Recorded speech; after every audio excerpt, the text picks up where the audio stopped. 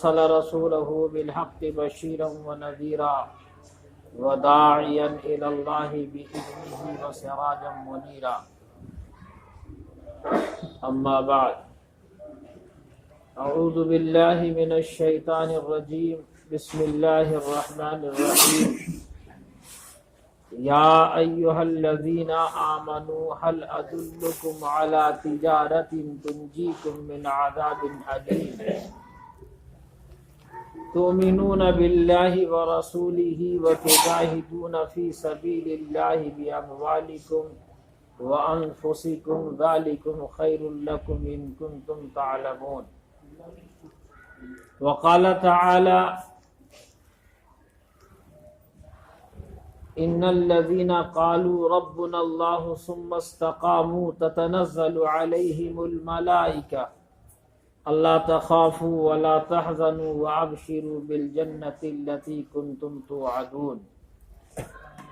وقال تعالى: القارعة ما القارعة وما أدراك ما القارعة يوم يكون الناس كالفراش المبثوث. وقال النبي صلى الله عليه وسلم: لا يؤمنون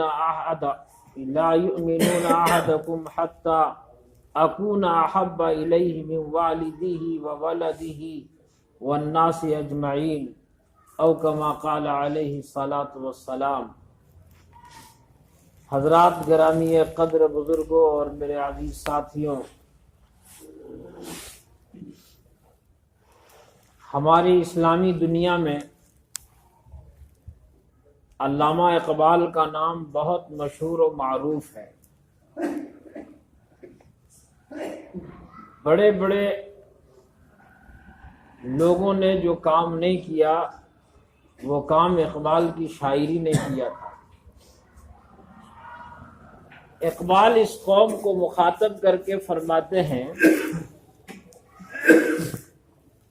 کہ واعظ قوم کی وہ پختہ خیالی نہ رہی، برق طبعی نہ رہی، شعلہ مقالی نہ رہی، رہ گئی رسم اذاں روح بلالی نہ رہی، فلسفہ رہ گیا تلقین غزالی نہ رہی، مسجدیں مرثیاں خواہیں کہ نمازی نہ رہے، یعنی وہ صاحب اوصاف حجازی نہ رہے.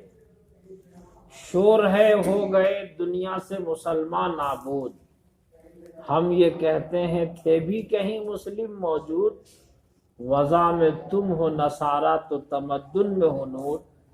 یہ مسلمان ہیں جنہیں دیکھ کے شرمائے یہود، یوں تو سید بھی ہو مرزا بھی ہو افغان بھی ہو، تم سبھی کچھ ہو بتاؤ کہ مسلمان بھی ہو. ہم جس دین کے ماننے والے ہیں اس دین کا نام اسلام ہے، الاسلام.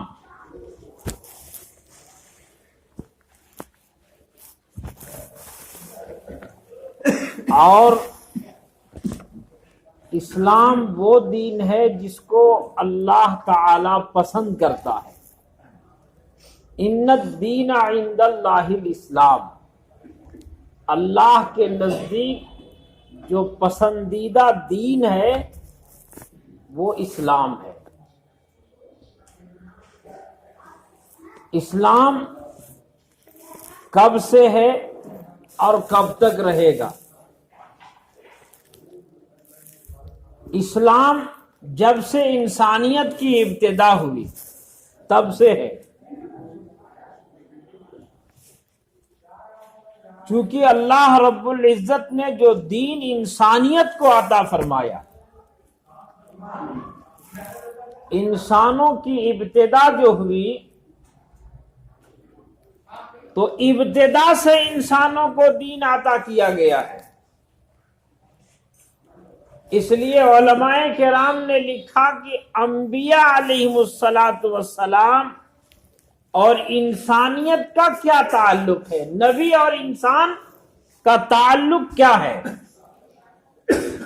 تو اس کو کہتے ہیں کہ لازم اور ملزوم ہے. جیسے انسان جب دنیا میں آیا تو اس کو پیغمبر کی ضرورت تھی، نبی کی ضرورت تھی، یعنی رہنما کی ضرورت تھی۔ اس لیے پہلے انسان حضرت آدم علیہ السلام کو اللہ تبارک و تعالی نے نبوت بھی عطا فرمایا۔ پہلا انسان پہلا نبی بھی ہے۔ پہلے انسان حضرت آدم علیہ السلام پہلے نبی بھی ہیں حضرت آدم علیہ السلام۔ تو معلوم یہ ہوا کہ آدم علیہ السلام کو جو دین اللہ نے عطا فرمایا وہی پسندیدہ دین تھا، اور اس کی بنیاد، اس دین کی بنیاد، اساسی بنیاد کیا تھی؟ آج ہم جو کلمہ پڑھتے ہیں اس کلمے کا پہلا جز ہے لا الہ الا اللہ۔ تمام انبیاء علیہم الصلاۃ کی مشترکہ دعوت، تمام نبیوں کی کمپوزٹ دعوت کہا جائے، وہ یہی تھی وحدانیت کی، کہ کائنات کے انسانوں کو معلوم ہو، کائنات میں بسنے والے تمام لوگوں کو یہ معلوم ہو کہ اس کائنات کا مالک بس ایک ہے، رب پالنہار ایک ہے، اسی کے سامنے جھکنا ہے، اسی کا سجدہ کرنا ہے، اسی کے سامنے نتمستک ہونا ہے۔ وہی ہے جو ہمارے جبینوں کے لائق ہے، وہی ہے ہمارے سجدوں کے لائق۔ اور وقت میں جیسے جیسے نبی آتے گئے کلمہ کا دوسرا جز بدلتا گیا، لیکن جب باری آئی ہم سب کے آقا و مولا حضور تاجدار مدینہ جناب محمد الرسول اللہ صلی اللہ علیہ وسلم کی، تو پچھلے جتنے نبی تھے اس چیز کو بھی بہت ہم کو یاد رکھنا چاہیے، یقین کرنا چاہیے کہ دنیا میں جتنے پیغمبر نبی رسول آئے ہیں، ایک تو ان کی صحیح تعداد گنتی انسانوں کو معلوم نہیں ہو سکی، اس لیے ہم ایمان لاتے ہیں، ہم کو ایمان لانے کا حکم دیا گیا، لا نفرق بین احد من رسولہ۔ اللہ نے فرمایا کہ تمہاری ذمہ داری یہ ہے کہ تم نبیوں میں تفریق نہ کرو، فرق پیدا نہ کرو۔ ہم نبیوں کو، انبیاء علیہ السلام کو بانٹیں گے نہیں، بلکہ من جملہ تمام انبیاء علیہ السلام پر ایمان لانا یہ ہماری ذمہ داری ہے، ہمارے ایمان کا حصہ ہے۔ آمنت باللہ وملائکتہ وکتبہ ورسلہ، ہم ایمان لاتے ہیں اللہ کی ذات پر بھی، اس کی صفات پر بھی، اور اللہ نے جو مخلوقات پیدا فرمائے جن کو ہم نہیں دیکھتے، ملائکہ ہیں، اور وہ جو اللہ کا پیغام لے کر دنیا میں آئے، انبیاء علیہ السلام کی پوری جماعت، وہ جتنی تعداد میں ہو اللہ کے علم میں ہے۔ ہمیں نبیوں کی تعداد گرچہ معلوم نہیں ہے، لیکن ہم تمام انبیاء علیہ السلام کو حق اور سچ جانتے ہیں۔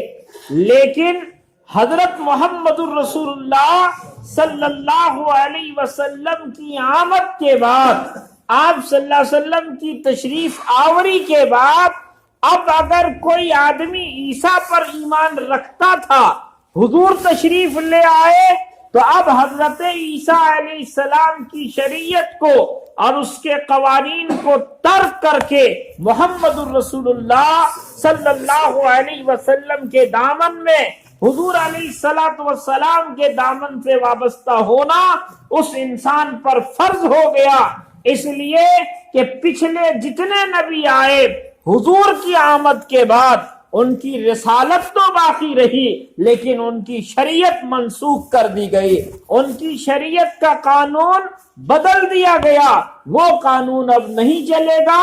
اس کو ایسے مثال سے سمجھیے آپ کہ جیسے دوا کی کمپنی ہے اور وہ لکھتا ہے ایکسپائری ڈیٹ دوا کے اندر، اب دوا تو صحیح کمپنی کی ہو، سپلا کمپنی کی، اور جتنے بھی کمپنی والے ہیں وہ دوا بناتے ہیں، 2 سال اس کا ڈیٹ ہے، 2 سال کے بعد کمپنی صحیح ہے، دوا بھی صحیح ہے، اس کا ریپر صحیح ہے، لیکن ڈیٹ ختم ہو گیا۔ اب اس دوا کا استعمال کرنا آدمی کے لیے، مریض کے لیے، بیمار کے لیے مضر ہوگا، نقصان دہ ہوگا۔ اگر وہ دوا استعمال کرتا ہے تو وہ ریئیکشن کر سکتا ہے، اس کی جان جا سکتی ہے۔ ایسے ہی انبیاء علیہم الصلاۃ والسلام آئے دنیا کے اندر، جناب محمد رسول اللہ صلی اللہ علیہ وسلم تشریف لے آئے تو تمام نبیوں کی مشترکہ دعوت گرچہ ایک تھی، ایک اللہ کو مانو، وہی کائنات کا پالنے والا ہے، وہی سنسار کو روزی دینے والا ہے، وہی تمہارا مشکل کشا ہے، وہی حاجت روا ہے۔ یہ تمام باتیں تھی، لیکن حضور کی رسالت کے بعد، حضور کی آمد کے بعد تمام انبیاء علیہ الصلاۃ والسلام کی شریعت منسوخ ہو گئی۔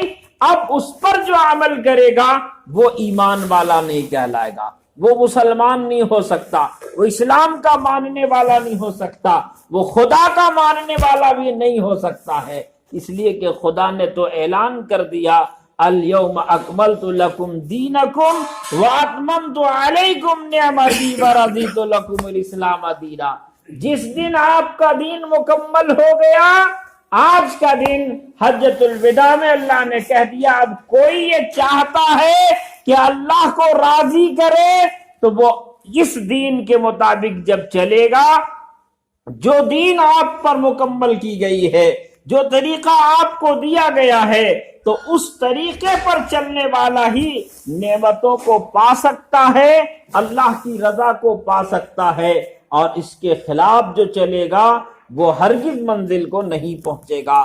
تو میں آپ سے عرض یہ کر رہا تھا کہ حضرت محمد الرسول اللہ صلی اللہ علیہ وسلم کے بعد تمام انبیاء علیہ السلام کی شریعت جو منسوخ ہو گئی، اس میں ایک راز یہ بھی تھا کہ حضور حضرت محمد الرسول اللہ صلی اللہ علیہ وسلم کو، ہمارے نبی کو، ہمارے پیارے آقا صلی اللہ علیہ وسلم کو، جس نبی کا ہمیں امتی بنایا گیا، جس نبی کے دامن سے ہم کو وابستہ کیا گیا، کتنی بڑی دولت اللہ نے ہم کو عطا کی ہے، بغیر محنت کے، بغیر مشقت کے، بغیر کوشش کے، بنا سعی کے۔ کتنا عظیم مقام ہے محمد الرسول اللہ صلی اللہ علیہ وسلم کا۔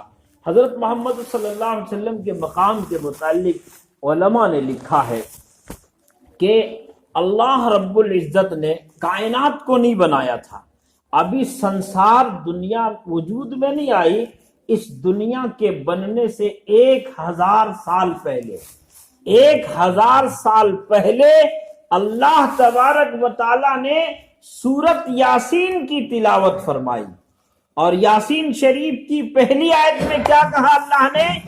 یاسین والقرآن الحکیم انک لمن المرسلین۔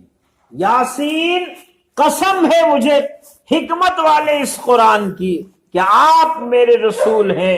اس رسول کا رتبہ جانیے، اس رسول کا مقام جانیے، اس رسول کا مرتبہ جانیے کہ جس رسول کو دنیا کے بنانے سے 1000 سال پہلے اس کا رب خطاب کرتا ہے اور کہتا ہے کہ تو میرا رسول ہے، آپ میرے مرسل ہیں، آپ میرے پیغمبر ہیں۔ اس کے لیے اللہ تعالی مشورہ کرتے ہیں عرش میں، اور اللہ رب العزت قرآن میں بیان کرتا ہے، دنیا کے لوگوں کو بتاتا ہے وَإِذْ أَخَذَ اللَّهُ مِيثَاقَ النَّبِيِّينَ لَمَا آتَيْتُكُم مِّن كِتَابٍ وَحِكْمَةٍ۔ تمام نبیوں سے کہا گیا کہ یاد کرو وہ دن، وہ وقت جب اللہ تعالیٰ نے انبیاء کی روحوں کو جمع فرمایا، اور ان ارواح سے اللہ تعالیٰ نے ایک عہد لیا، وعدہ کرایا۔ کیا وعدہ کرایا؟ آپ کو نبوت دی جائے گی، آپ کو کتاب دی جائے گی، آپ کو حکمت عطا کی جائے گی، اور آپ جب چلے جائیں گے آپ کو رسالت مل جائے گی، آپ کی ذمہ داری دی جائے گی، اور آپ سب کے بعد یعنی تمام نبیوں کے بعد ثم جاءکم رسول، پھر تم سب کے بعد میرا رسول جائے گا، اللہ فرماتا ہے کہ وہ کون سا رسول ہوگا جو مصدق ہوگا تمہاری کتابوں کا، تمہاری کتابوں کی وہ تصدیق کرے گا، تمہاری کتاب تمہاری شریعت کی وہ تصدیق کرے گا، تمہاری نبوت کی وہ تصدیق کرے گا، اور تمہاری ذمہ داری یہ ہے کہ تمہیں اس نبی پر ایمان بھی لانا ہے اور اس کی مدد بھی کرنی ہے، اس کی نصرت بھی کرنی ہے۔ تم کرو گے اس کا وعدہ آج عالم ارواح میں ہم سے کرو اور اللہ کو گواہ بناؤ۔ اللہ رب العزت سے تمام پیغمبروں نے اقرار کیا کہ ہاں ہم اس بات کا اقرار کرتے ہیں کہ آپ کے احکام کی بجا آوری میں ہم اس نبی پر ایمان بھی لائیں گے اور اس نبی کی مدد بھی کریں گے، اس کی نصرت بھی کریں گے۔ اتنا اعلیٰ مقام ہمارے آقا کا ہے۔ اللہ رب العزت جس کی سیرت کو بیان کیا عرش کے اس موقع پر جب کائنات وجود میں نہیں آئی، عالم ارواح میں انبیاء علیہ السلام کی روحوں کو جمع فرما کر کے اللہ تبارک و تعالیٰ نے اس نبی کی عظمت کو بیان کیا۔ اس لیے جب محمد الرسول اللہ صلی اللہ علیہ وسلم آ گئے تو تمام نبیوں کی شریعت اور تمام نبیوں کا طریقہ مٹا دیا گیا، ختم کر دیا گیا۔ اب آپ اس سے ماننے والوں سے آپ پوچھیں گے کہ دنیا میں کسی نبی کی زندگی محفوظ ہے تو آپ کو پتہ چلے گا کہ کسی نبی کی زندگی محفوظ نہیں ہے۔ آپ نبیوں کی تاریخ آپ پڑھیے، موسیٰ علیہ السلام کی تاریخ کو قرآن نے بیان کیا، عیسیٰ کی تاریخ کو قرآن نے بیان کیا، لیکن کتنا بیان کیا؟ اتنا تفصیل کے ساتھ نہیں بیان کیا۔ موسیٰ علیہ السلام کی پیدائش کا تذکرہ قرآن میں ہے، اس لیے قرآن میں موسیٰ علیہ السلام کی پیدائش کا تذکرہ ہے کہ اللہ رب العزت اپنی قدرت کا اظہار فرماتے ہیں کہ دنیا کے لوگوں خدا کے چاہنے سے سب کچھ ہوتا ہے، اللہ نہ چاہے تو کچھ بھی نہیں ہوتا۔ اللہ رب العزت چاہ لے تو پوری دنیا لگ جائے، مل جائے، دنیا کی پوری قوت، پوری طاقت، حکومت شامل ہو جائے، لیکن اللہ کے چاہے بغیر کچھ نہیں ہو سکتا۔ فرعون نے چاہا کہ موسیٰ پیدا نہ ہو، اللہ کا فیصلہ تھا کہ موسیٰ کو بھیج کر رہیں گے، اور اللہ تعالیٰ کیسا بے نیاز ذات ہے۔ ہم اس اللہ، اس رب کریم کا کتنا شکر گزاری کریں جس اللہ نے دنیا والوں کو عقل و شعور عطا فرمایا اور آپ کو بتایا کہ اللہ کی طاقت کیا ہے، اللہ کی قدرت کیا ہے، اللہ کی عظمت کیا ہے، اللہ کیسے چاہتے ہیں کہ جس بچے کے لیے ہزار بچے فرعون نے قتل کر دیے، اللہ رب العزت نے اس بچے کی پرورش اسی کے گھر میں کر دی۔ یہ اللہ کی عظیم قدرت۔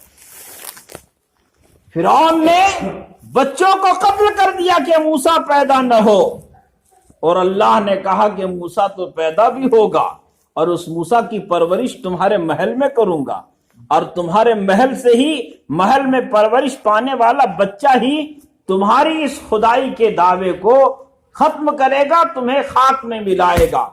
دنیا میں انسانوں کی تاریخ میں ایک پہلا وہ بدبخت انسان ہے جس نے اپنے آپ کو خدا کہا، اور خدا تو اور لوگ بھی کہلواتے تھے، لیکن اس نے کہا انا ربکم الاعلی، کہ میں ہی سب سے بڑا رب ہوں، میں سب سے بڑا رب ہوں۔ اور اس کی حکومت چلتی تھی دریائے نیل پر۔ اللہ تعالیٰ نے دنیا والوں کو دکھایا کہ خدا کی طاقت یہ ہے کہ جس دریا پر اس کی حکومت تھی، اللہ کو مارنا ہوا تو اسی دریا میں ڈبو دیا، اسی دریا کے اندر ڈبو کر کے فرعون کو نشان عبرت بنا دیا۔ تو یہ موسیٰ علیہ السلام کی پیدائش کا تذکرہ بہت مختصر ہے قرآن کے اندر، حدیث کے اندر، اور کچھ پرانی کتابیں جو بائبل ہیں، اولڈ ٹیسٹامنٹ، اس میں کچھ تذکرے ہیں لیکن تفصیل نہیں ہے۔ موسیٰ کی شادی ہوئی، ان کے بچے کتنے ہوئے، ان کے بچے کیسے زندگی گزارتے تھے، بیوی بچوں کا کیا حال تھا، آپ کے لین دین کا کیا معاملہ تھا، آپ کہاں کہاں رہے، یہ تفصیل قرآن بیان نہیں کرتا اور کتابوں میں آتا بھی نہیں۔ عیسیٰ علیہ السلام کا تذکرہ کتنا ہے، بہت مختصر ہے۔ یہ تمام باتوں کا خلاصہ یہ ہے کہ ان پیغمبروں کی زندگیوں سے انسانوں کو استفادہ کرنا نہیں تھا، نہ وہ قیامت تک کے لیے نبی تھے، پیغمبر تھے، رسول تھے۔ وہ اپنے وقت پر آئے اور چلے گئے۔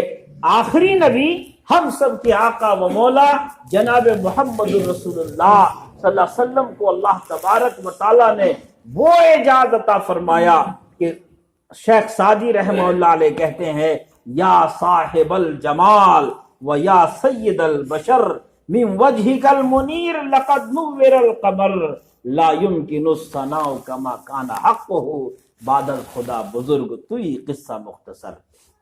عرب کا ایک شاعر جس نے 40,000 اشعار پر نعت لکھا، 40,000 شعر لکھے۔ 40,000 شعر لکھنے کے لیے کم سے کم تو 50 جلد کتاب چاہیے۔ اتنا شعر لکھا اور محمد الرسول اللہ صلی اللہ علیہ وسلم کی شان میں مدح سرائی کی، اور اخیر میں کہتا ہے، تھکی ہے فکر رسا مدح ابھی باقی ہے، قلم ہے آگ لاپا مدح ابھی باقی ہے، تمام عمر لکھا مدح ابھی باقی ہے، ورق تمام ہوا مدح ابھی باقی ہے۔ کہا کہ ہے فخر دو عالم کی ثنا اب بھی ادھوری، صدیوں سے ادیبوں کے قلم ٹوٹ رہے ہیں۔ اللہ تبارک و تعالیٰ جس کی شان میں جس کے زلفوں کی قسم کھائے، جس کے چہرے انور کی قسم کھائے، اور جس کی انگلیوں کی قسم کھائے، جس کے ہونٹوں کی قسم کھائے، جس کے شہر کی قسم کھائے، اللہ رب العزت جس کے بیٹھنے پر قسم کھائے، جس کے کمبل اوڑھ لے تو اس کو خطاب کرے، یا ایھا المزمل یا ایھا المدثر، طٰہٰ اور یاسین، جس کی اداؤں کو قرآن بنا کر کے نازل فرما دے، اس نبی کی عظمت، اس کا مقام، اس کی بڑائی، اس کی بلندی کیا ہوگی کہ قرآن کہتا ہے وَرَفَعْنَا لَكَ ذِكْرَكَ۔ اقبال نے کہا کوہ میں، دشت میں، بیابان میں ہے، بحر میں، موج کی آگوش میں، طوفان میں ہے، چین کے شہر مراکش کے بیابان میں ہے، اور پوشیدہ مسلمان کے ایمان میں ہے۔ چشم اقوام یہ نظارہ ابد تک دیکھے، رفعت شان رفعنا لک ذکرک دیکھے۔ یہ محمد الرسول اللہ صلی اللہ علیہ وسلم کی شان ہے، ایسا نبی ہم کو عطا فرمایا گیا۔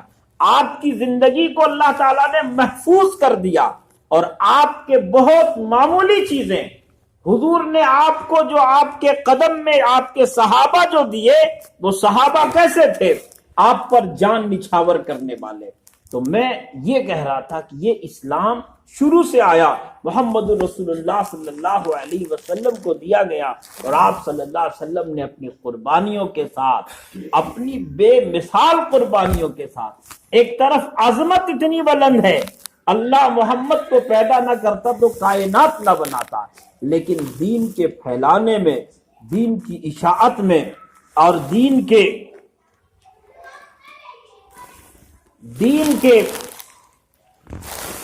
پھیلانے میں، دین کی اشاعت میں حضور علیہ الصلوۃ والسلام نے کیا قربانیاں دی ہیں، کتنا آپ کو ستایا گیا دین کے راستے پر۔ جناب محمد رسول اللہ صلی اللہ علیہ وسلم کو اللہ تعالیٰ نے نمونہ بنایا دنیا کے لوگوں کے لیے۔